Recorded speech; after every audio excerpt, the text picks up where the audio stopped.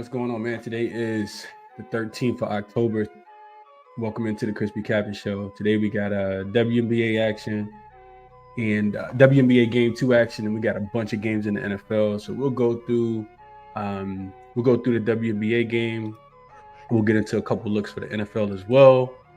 And let's do just that. I'll go through the comments as always, and then transparency is the most important thing. So I'll go through the comments, and I'll also do a quick recap. We'll do the recap first. I haven't done a show since Thursday. I guess you could say it took the weekend off. Wasn't any WNBA, so I just kind of dived more into the NFL. Well, not into the NFL, honestly. NBA. Try to get these previews done. I'll release some videos here soon, but really trying to get ahead for the NBA season. Not capping college football at all, MMA, any of that stuff. So hopefully you guys are profitable with your bets. But on Thursday, I gave out New York first half full game, which was a loser. Excuse me. One of the most heartbreaking losses I've had in a very long time sports betting. This was a bad one. This was a real bad one. But anyway, it was a loser. And San Francisco in the NFL first half minus the 2.5 was an easy winner. So we did take a step backwards though, because the San Francisco play was 0.75 unit play, and I had 1.125 units on the New York Liberty play, which ended up being a loser. So hopefully we can do a little bit better today. I will say that was brutal, man. That was so brutal. Let's go through a couple of the comments real quick before we get into the games. What up, Mark? He says, good morning as always. Get ready to cash. Absolutely. Good morning, AB.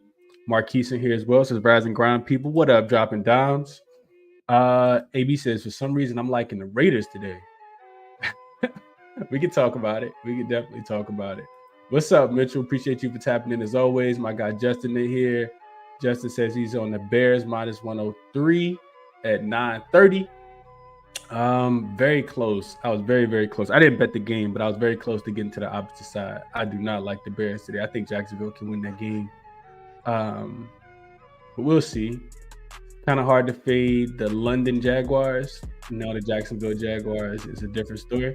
That's a fact. Jacksonville has played really well in London for whatever reason. And it's like second home for them over there. They always play over there, which is, something Caleb Williams going to be able to say he's done for the first time today. What's up, Chad? Appreciate you for tapping in as always. Pretty sure you probably been killing it and everything. Appreciate you for tapping in. What's up, Jay Aries? Happy Sunday, people. Morning, Larry. Kristen says, good morning. Watching the show before work. Best of luck to everyone. Appreciate that, Kristen. Right back at you, whatever it is that you bet. Blunt says he likes Jacksonville. He says Jags Lynx plus 10.5. Minus 165. I like it for real. Okay. Lynx plus 10.5. Good value for real. Minus 165. I don't buy points in the WNBA. 10.5 is a steep number, and that's not a great price. But I don't think they're gonna lose by 11. But who knows, man? Could be one of those games where you kind of pull the starters if you start to get smoked. But we'll talk about it. What's up, Dante? What up, Prop in here as well. He says, good morning, Chris. Early morning. Jags Bears under 44.5 for the win. I do like the under as well. I do think that game goes under. What's up, Dirty Red? Let's jump into it, man. First game we're gonna talk about is the rematch. Game number 2, Minnesota still gonna be in New York today. This line opened at 5, I think 5.5, I think it was. And it quickly got bet up. It was 7.5 overnight. With money coming back in on the Liberty. The Liberty seemed to be the public favorite in this series, and I think I'm somebody who has a New York Liberty ticket in my pocket as well for them to win the championship, but not necessarily thinking that it was going to be easy at all, unless they played Connecticut. I thought they matched up better against Connecticut. This is a Minnesota Lynx team that's beaten them 4 to 5 matchups they played so far this season.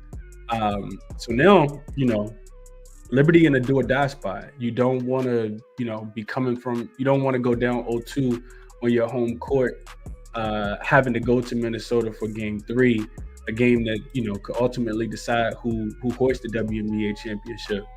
So we go back and just kind of look at game one. I will say, I'll just come right out and say this off the rip. I am not 100% confident in this New York Liberty team. I was initially, but going back and kind of looking at, and I'm gonna just pull the numbers up so I can talk through it a little bit more. But going back and just looking at, I watched the whole game. I watched it again last night. Going back and looking at the game, excuse me, there was, I tweeted it out. It was one of the most epic meltdowns you'll ever see in WNBA, in any sports history, honestly. Up 15 points with less than 5 minutes left. I think teams were 0 and 183, and the Minnesota Lynx made it 1 and 183. They also had a 5-point lead with less than a minute left. Courtney Williams gets fouled by Sabrina Ionescu on a 3-point play that gives them the lead by 1, and then the Lynx just really locked the Liberty up. It was really, really difficult for them to score, and I think that's the biggest reason why. I think you think about this Minnesota Lynx team. From in my opinion, I think about this Minnesota Lynx team. They match up really, really well with the Liberty, and here's why I say that. Because, and I want to get to my notes real quick. One second.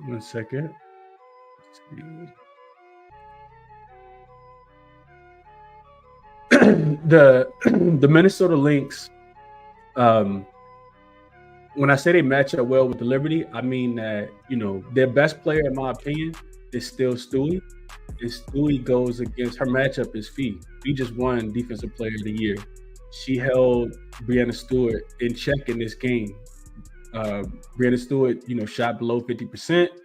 It's a really difficult matchup for Stewie in this spot. The second best player on the team is Sabrina Ionescu, in my opinion. And some people you can flip flop it, right? Maybe some people think Sabrina's better. Neither here nor there. Not a great matchup for Sabrina Ionescu as well. In the 5 times that they played, she shot the ball just 33% from the field, only 22% from 3 over all 5 head-to-head matchups. And that's problematic. Again, last game, she shot 33%, 3 for 9 from the 3-point line. They hedge the screen so well, and they switch just as good as the Liberty do on the defense, just as good as the Minnesota Lynx do. The Minnesota Lynx switch as good as the New York Liberty do on the defensive end, and don't give up a lot of those easy looks that Sabrina is typically getting. She shot 8 for 26 from the field, and I think I mentioned it on Thursday's show. It really didn't surprise me much because she struggled against this team all season. She only had one game where I think she shot, right at 40%. All the other games, she's really, really struggled. This team makes it difficult for her. I don't think that's, by accident. So for that reason, I look into the situational spots, which don't really mean as much to me. I'm thinking more so what I'm seeing with my eyes. Not that, like I said, it's a do or die game from New York. Situational spot says New York bounces back here. Home favorites, who lost as a previous home favorite, 29-3 straight up, 19-11-2 against the spread. That's 63.3%. Going back to all the way back to 2011. And like I said, it makes sense for New York, because you can't go down 0-2 if you got aspirations to win a championship. So the 7.5 is steep, though. You're asking this team to win by 4 possessions. I'm not sure if that's going to happen. I do think that New York starts early again, though. I do think New York early is the right spot. It was a number they covered. The first half number is something they covered in the first game. And it really was just predicated off such a good first quarter. Probably a little bit of an outlier in the first quarter. I think they scored 32 points and then were held to 14 in the second quarter. But I do think that the Liberty's defense plays a little bit better. I don't think that Courtney Williams has that big of a game. Not that she can't go out there and go over her points prop at 12.5, but I don't think she has as big of a game. And then I just think that they got to do a better job on Kayla McBride. You can't allow 3 players to get to 20 points if you're the New York Liberty and you're serious about winning this game. They've been excellent bouncing back off a loss, 9-1 straight up, 6-4 against the number. So I do like the Liberty to win the game. The first half full game money line is a little juiced, a little too bit out of my liking. I think it's like -155. I was looking at it last night. But I think New York first half is the best play. And I see the number kind of ranges. It's 3.5 on, I think, one book. It's 4 on 2 books, and then I saw 4.5 on a couple books as well. So definitely shop around, get the best of the number if you're thinking that New York also is going to play, better early in this game. Let's go. I said a lot. Let me go back and see what you guys are thinking, and then I want to talk about the total, and we'll get into a couple of the player props as well. Mark says I found 2 options I like. Dropping Dom says he grabbed Liberty first quarter. I consider first quarter too. -2 is available, widely available in most books. He said you can trust him to start fast, but finishing is another thing. Also, Brondello is a big part of the problem. So he thinks Coach Brondello is a big part of the problem. This is what I was going to say, Chad. Before I even read the comment, he says they stopped going to JJ, which was the difference. And I agree. I looked at the advanced box score last night, and looking at it, to Chad's point, in the first half,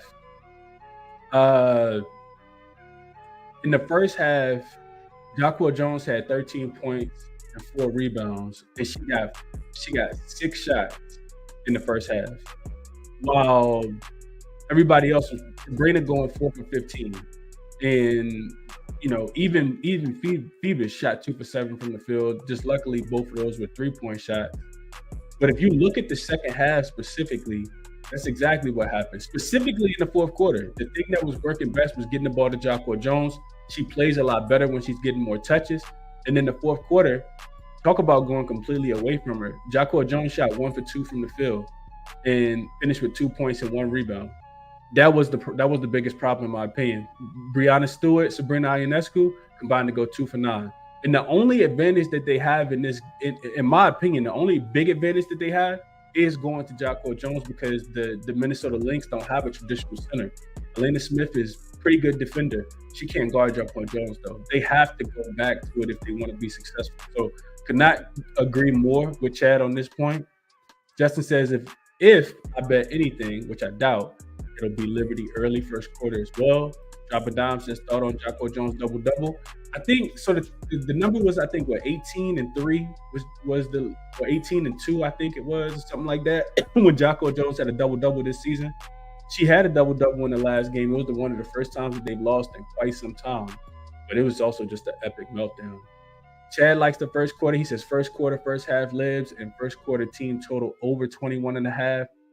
So everybody's seeming like they are on the right, I wouldn't say the right side, yeah, but it's the side that I like as well.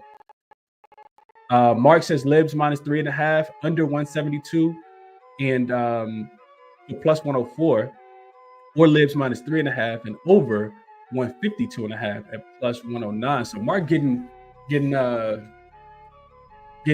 quite creative with how he wants to play it. Just adding the libs to win the game by 2 possessions, and the total to be in between about 150 and 160. And I can see that. DB, what you doing with the money lines? Like -1 200 probably. Probably just putting it in a parlay piece. Sterling says, do you like Breanna Stewart double-double? I do think that Stewie's going to have to continue to get the boards as well. When I was looking through the rebounds, specifically, she's rebounded the ball really, really well in this matchup. If I look at just her head-to-head splits, excuse me, with this Minnesota Lynx team, she had not, her rebounds listed at 9.5, and it's not even that juiced to the over.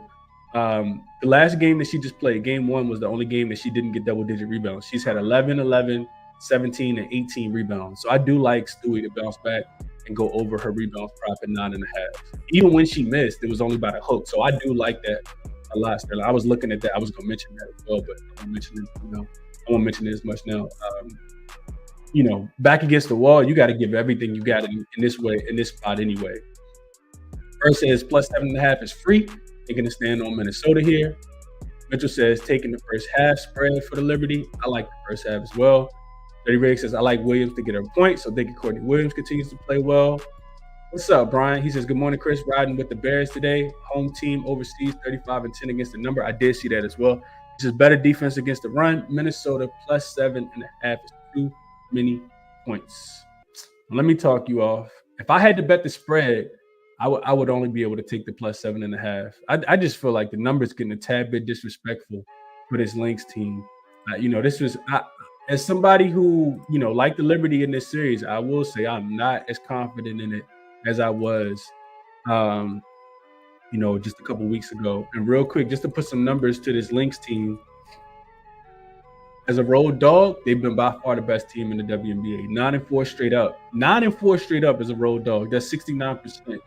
10-3 against the number, including that win that they just got against the Liberty. They also beat the Sun twice as a road. Well, no, they beat them one time in the playoffs as a road dog. Beat the Sun in the end of the regular season as a road dog as well. So this is the best road dog team, and that's a tad bit too many points in my opinion. Interesting trend is they also 10-2-1 to the over in this spot.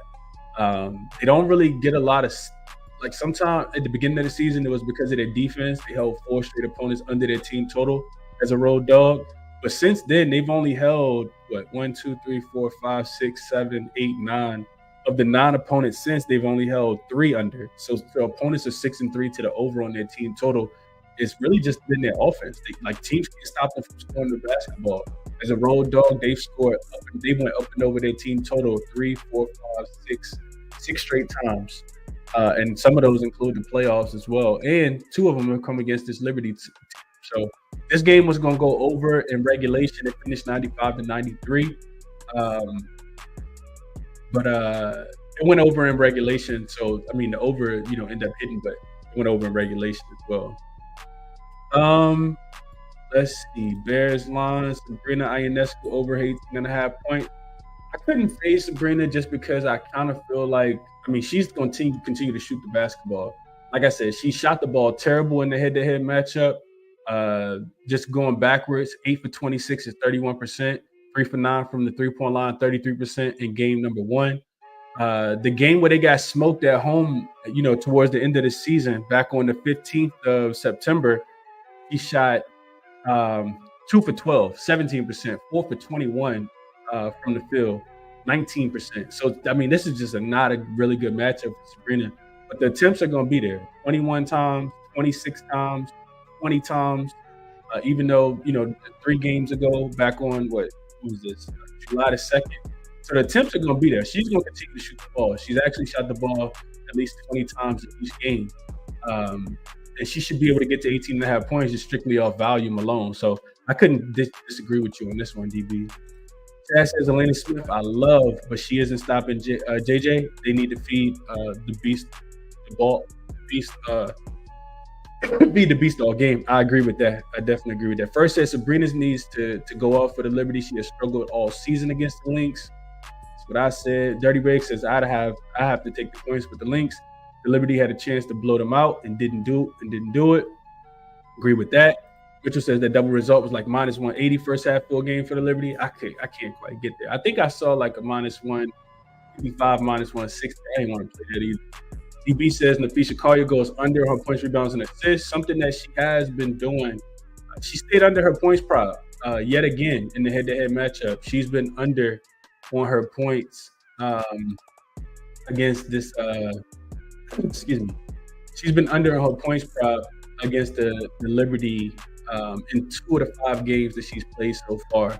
Sitting at 20.5. I think she was at 21.5 last game. So 1-4 to the under, 4-1 to the under in the 4 games. The game that she went over, she only had 21 points. So I think her line's sitting at 20.5 right now. Chad says, wonder what win percentage is when someone says a side is free. I bet it's under 40%. I agree with that. First says Lynx are the ATS queen. Can't fade them even against New York. That number's way too big. I agree with that. Mark says, do you think the Lib covered 3.5? I do think that they win the game by 2 possessions. I do think so. Even if it comes down to late free throw shooting, typically, in this spot, when you win a game on the road, you've kind of done what it is that you need to do. And you see teams not play as hard, in that next matchup. Now, the reason why that's scary here is because the Lynx play hard, man. Like, we've seen the Lynx let up a couple times, but that was against a much better defensive team in Phoenix. And it did kind of feel like the Liberty were playing not to lose the game, especially as it got late in the fourth quarter. So we'll see how it goes, but it's super desperation spot here. You would think you get the best effort both offensively and defensively from the Lynx. We'll see how it goes. Thoughts on Elena Smith over 5.5 rebounds? I don't really have any thoughts at all on Elena Smith, Jalen. I'll give you some numbers. So let's see. Rebounds. Head to head, she's gone over in 3 of the 5 games. She's coming off a 9-rebound game. That's pretty impressive. 7 a game before that. I think it's really just going to be dependent upon, do you think Minnesota's going to be able to play defense like that again? Her playoff minutes are not that well. Her rebounding in the playoffs not that great. She's only gone over in 3 of the 3 to 8 games so far. She could be due for some regression, but and she'll need to rebound the basketball for sure. Her and Fee would need to be able to rebound the basketball. This is not something I want to get to. Brian says, I know the line flipped. Matter of fact, let me turn the game on. I was looking for it. I thought the game came on at 9. Let me turn the game on real quick, and then we can keep going. I'd like to have it here so I can see it while I'm. Cause I didn't bet the game, but I do lean Jacksonville. Probably should have played it. I'm not buying Chicago. I do think Chicago is the better defensive team. I just think Jacksonville got a little bit of a home advantage here. We'll see how it goes. Mark says one more. Over 152 or under 172.5. So let's get to the total real quick, Mark, because I'm glad you're talking about this. So in my notes, I wrote down that New York has been excellent when they're coming off a loss. They're 8-2 to the under after a loss this season. In the next game, the games are staying under by an average of 8.5 points. But you look at this Lynx team, their team total is like 77.5. And I just think about how fast these teams play. I think I really want to get there with the under on the game at 163.5. The total has gone up. The other thing that I thought was pretty interesting, I probably should have put these on the screen so you guys can see them. But I looked at teams in the playoffs. I want to pull this up. I don't think I wrote this down. I looked at teams in the playoffs that's coming off a previous overtime game. And they are 8-2 to the under, I want to say. Yeah, games are 8-2 to the under when you're coming off a playoff game in the playoffs. So that also makes me think that both of these teams potentially could run out of gas here. We got to remember that this Lynx team traveled from Minnesota as well. So, I mean, I know it's a bunch of rest in between now. Both teams have, coming off 2 days of rest. But I don't know, man. It's tough. This total is tough to me. It kind of feels like because the Lynx struggle, the Liberty struggle to score the basketball outside of that first quarter where they scored 32 points, that we're probably looking at an under, in my opinion. If I just look at the Lynx this season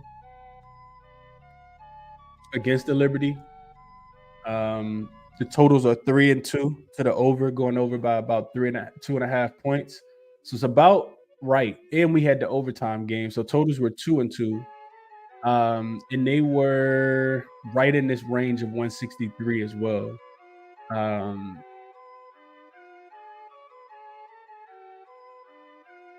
Two excellent defenses, 2 excellent offenses. Totals in the playoffs feel like they've been going over. So that scares me a little bit. But and it just feels like the Lynx team total is a tad bit too low at 77.5, something I couldn't get behind on the under.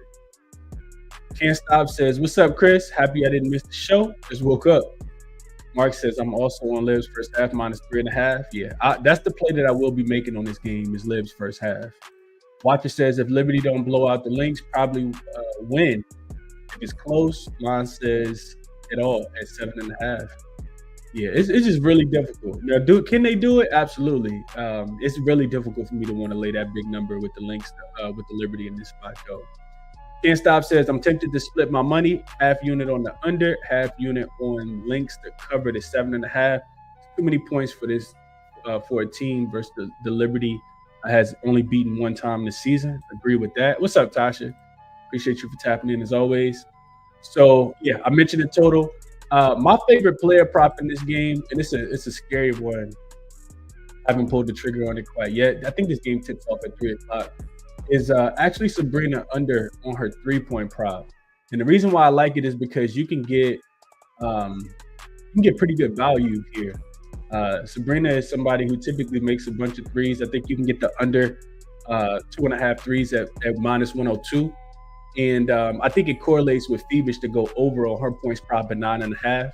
Phoebus is coming off a game where she had 17. I think a lot of those looks are still going to be there. She had 14 shot attempts, 5 for 9 from the 3-point line, and she missed a couple easy ones as well. Phoebus, I think, is shooting. She shot 56% from the 3-point line, but she easily could have shot 80% because the looks that she missed were wide open, and she shot the ball really, really well in the playoffs in general. So yeah, I like Phoebus over her 9.5 points. And I like Sabrina Ionescu under on her 2.5 threes. And a lot of it is what I talked about. She's shooting 22% from the 3-point line over the head-to-head matchup. And it's not that she won't go out there and be jacking a bunch of them. That's the part that scares me and the reason why I haven't played it yet. Because I'm expecting her to, take a bunch of threes. So far in this playoffs, she shot 3 for 9 in the last game. Against the Liberty, she absolutely lifted them up. Shot 5 for 8 in Las Vegas in that closeout game, with just 1 for 2 against Las Vegas. 3 for 9, 3 for 6 against Atlanta. She shot 5 for 11 and 3 for 7. It's just the way Minnesota guards her. Like, they really, really take her away with the switching that they do. And, it's been extremely consistent with her struggling to shoot the 3-point ball. So I like Sabrina under on her threes. I like Leonie Phoebus over her 9.5 points in this one if I'm betting anything on the player prop side. Let's see what y'all saying about that. Dirty Rick says, I'm coming to find out that over-under game total is too much for me to even think about. Dad says, if they do feed JJ, we'll force Lynx to double more than likely at some point, which then leads to some open threes. Just got to make them. And I do agree with that. And if you go back to if we remember me talking about the Minnesota Lynx and the Phoenix Mercury in the first round, the first prop I gave out in that game was Brittany Griner under on her points. And that's because Minnesota has no problem doubling you. Like, Minnesota will bring the double and rotate as much as they can. It's going to be like what Chad said, if they can knock down the threes. I absolutely agree with that. Marquis says, Lynx money line. Liberty 0-6 in the finals. Prove me wrong. Okay. You sound kind of strong with that. Okay. Maybe I just read it pretty strong. All right, let's go over to so just to recap here. Lynx, Liberty first half will be in my pocket. I may even play the first quarter, smaller play, but I think you got to come out with something here if you're in New York. Same way they did. We'll see if they let step off the gas. I won't go super heavy pregame because if we do get better lines, I will try to. I don't want to put too many plays in early. So I'm thinking more so Lynx. Even if they start early, I think Liberty found a way to win the game. And if you can get a better number than the 7.5, I do like that as well. Let's see. All right, enough on that game. I like the sneaky lean towards the under in the Lynx. The Liberty first half minus the 3.5, minus the 4, depending on where you're shopping. Sabrina Ionescu under on her threes. Leonie Phoebus over on her points and 9.5. Part of the reason is because Benaji Lady Hamilton's been playing so poorly as well. I also don't think you're gonna get Courtney Vandersloot game like you got last week. She played really, really well off the bench. I was man, you kind of squashed that opportunity for her to play so well. I don't think that Courtney Vandersloot's gonna play as well as she did in game number 1 and game number 2 today, but we'll see how it goes. As far as NFL, y'all let me know if y'all got questions about any of the games things y'all want me to look up while I got all the resources up. But a couple plays I made in the NFL this week, couple light plays. I'm about to stop betting the NFL, but if I do, it's gonna be pretty small bets as I kind of gear up for the NBA season. But a couple looks just real quick that I did want to share with you guys. The first one, we'll go to one of the 1:00 games, which will be the my Washington Commanders in Baltimore Line sitting at 6.5 right now. Baltimore being a favorite, and this is the second highest total on the board this week, 51.5. I like Austin Eckler in this spot. Over 20.5 receiving yards. Best number. That's the best number I saw available. This is up to 24.5, 25.5 for some folks as well. But if you're cool with drinking the juice here, it's minus 130. So you could play it at 24.5 and get it at minus 110 if you want. But I like Austin Eckler up and over his 20.5 receiving yards for a couple different reasons. First off, this Baltimore run defense is the best in the NFL. So I do think that, the Commanders are going to have to pass the ball a little bit more. Jaden Daniels going to have to pass the ball a little bit more than he typically does, because I don't think the offense is going to be able to be humming as typically as it has typically in the recent past. The one thing about the Commanders is they run the ball a lot. But you also got Brian Robinson Jr. out. He's not out, which means more usage for somebody like Austin Eckler out of that backfield. And if you go back and look at Austin Eckler's game logs, this 20.5 number is something he's gone over every single game so far this season.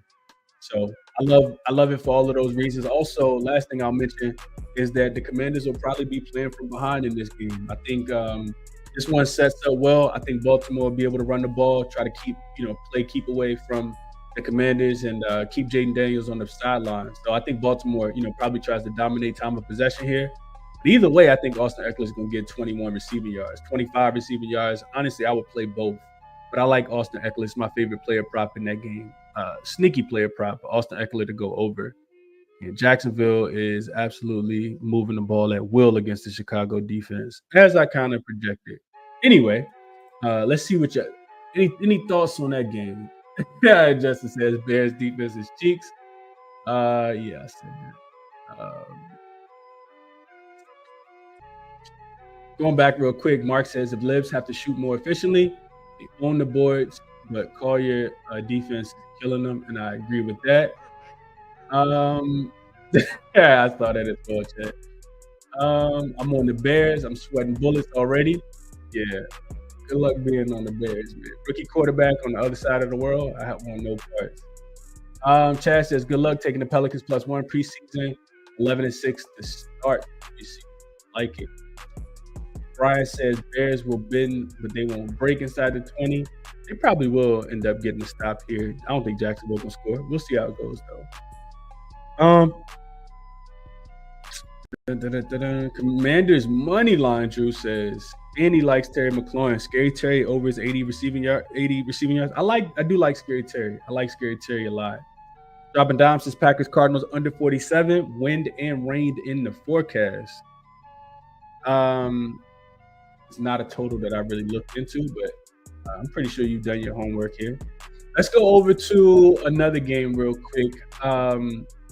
Let's go to the Detroit-Dallas game. So that's the evening game on the right-hand side. If you're looking at it, Dallas is a 3-point home dog right now to the Detroit Lions. It's been pretty good. This is another game with a super high total. Highest total on the board at 52.5. And in this game, I got another running back prop I like, and that's Rico Dowdle.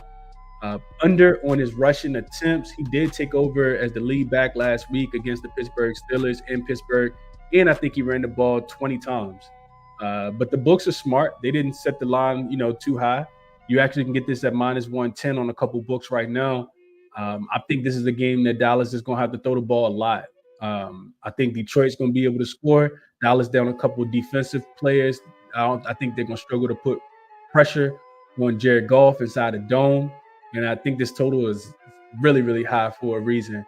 I don't like taking these totals to go up and over often, but this is a game where I feel like Detroit's going to be able to score the ball. I do think that they're going to be able to push the ball up and down the field. And for that reason, I think Dallas is not going to be able to run the ball. I think we're going to have to see a lot of Dak dropping back. His pass attempts probably go over, but I think Rico Dowdle specifically goes under touchdown. Oh, he dropped it. Gabe Davis, that's why I left you on the bench this week in my fantasy league. That's tough. I don't care.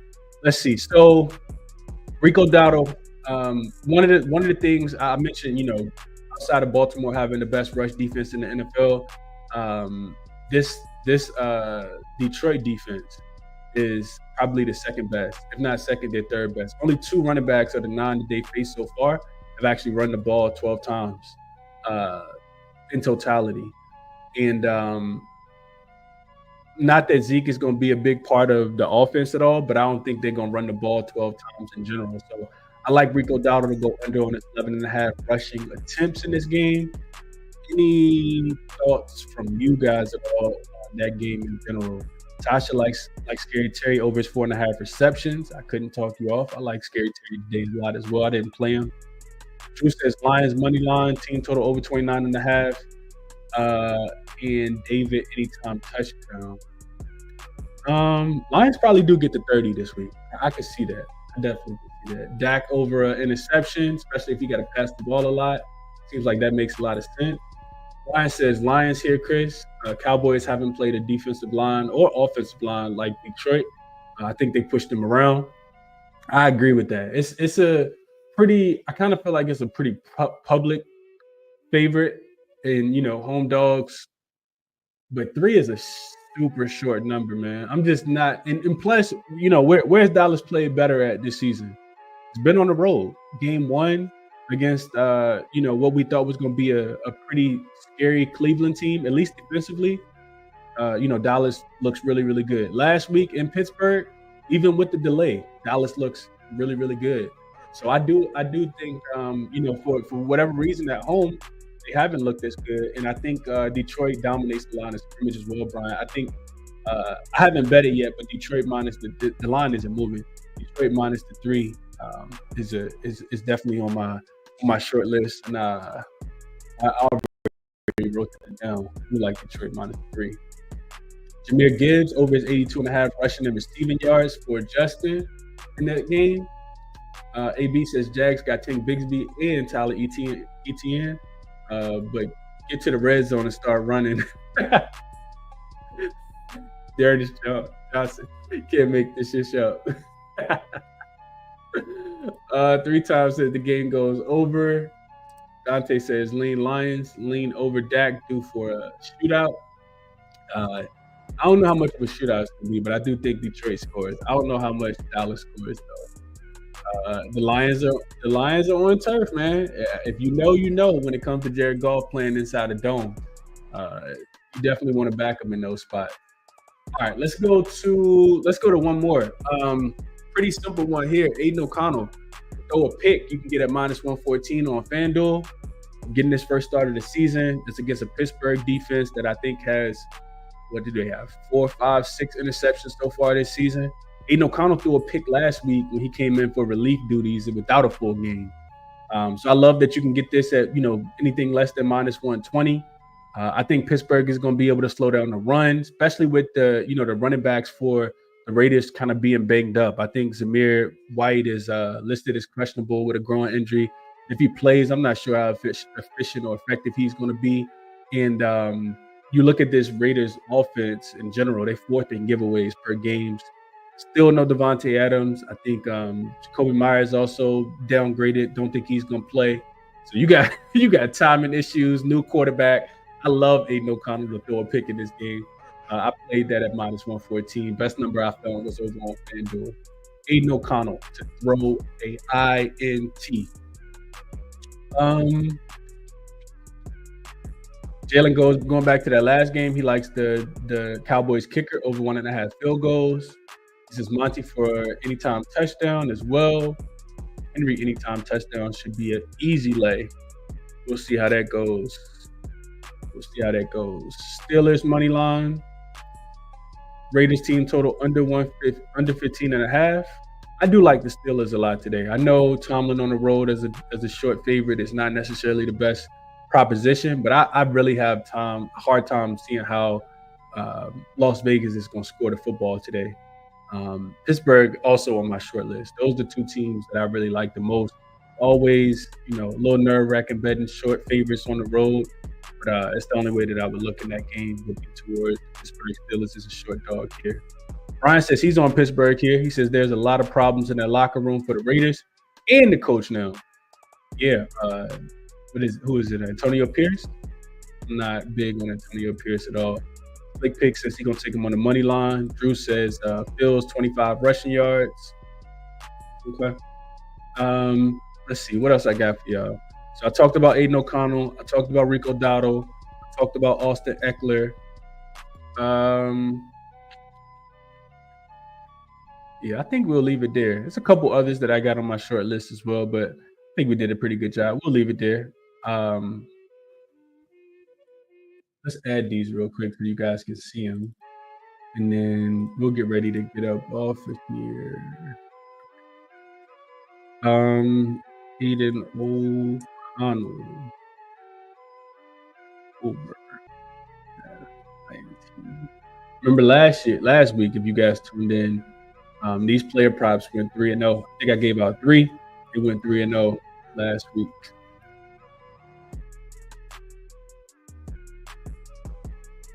And yeah, we'll go with those 3 for the show today. And then New York, I think the Liberty, I'm gonna just do a recap real quick. I think the Liberty, I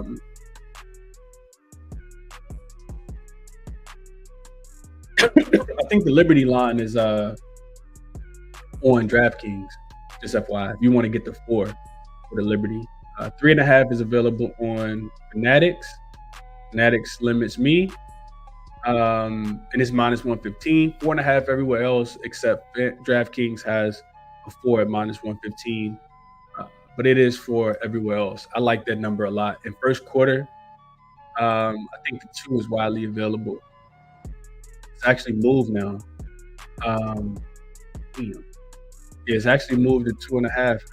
2s are gone, which I do not like that a lot at all. I probably will stay away from that. Books are expecting Liberty to punch back early in this spot. 2.5 is minus 110 on Bet365. I see this all the way up to 4 on Ballybook, though, on Ballybet. So definitely shop around. Make sure you guys are getting the best number, because FanDuel got it at minus 138. You do not want to lay 28 extra cent of juice when you could get it on Bet365 at minus 110 with no vig at all. So, yeah, man, these are the ways that I want to play the games today. The green plays are plays that I either have made or will be making. I know I'm playing all 3 of those props that I gave you guys. I'll probably stay off the total for Minnesota and New York, but I do lean towards the under, which is why it's in red. But I'm taking New York first half for sure. Austin Eckler over his 20.5 receiving yards. Aiden O'Connell to throw a pick. Rico Dowdle under his 11.5 rush attempts here, man. Let's go back through the comments real quick, see if there's anything else that you guys are looking at. Oh, I also mentioned Pittsburgh and Detroit minus the 3 both ways for both of those teams. I didn't play either one of those yet. I think that's it. Yeah, I think that is it. Jalen says riding the Steelers minus 3.5 on the spread. Brian says Giants today plus points. They're playing some good football. So I agree they're playing good football, Brian. I think I was doing some digging and I saw that the Bengals actually had a team only meeting, a players only meeting. My fault, players only meeting specifically for the defense. It was just talking about how they've been playing like trash, and I typically don't like betting against teams in that spot. I think the Bengals are 1-4 against the number. 1-4 straight up. I think they get a win tonight in Chicago, in New York. I'm not sure if it's going to be by 4 points or not. I would think that it should be. I know Devin Singletary is out again for the Giants. I know that they're playing a little bit better football. I think if there's anything I want to bet, it's probably Cincinnati early. Cincinnati tends to get out the big leads, and for whatever reason they do stupid stuff like run the ball 3 times and kick a 50-plus yard field goal like last week against the Ravens. You also got them coming off an overtime game and having to travel. That's not the greatest spot for them either, but I want to kind of get there with Cincinnati in some way, whether it's the first half team total over, just thinking that they, have the ball a lot.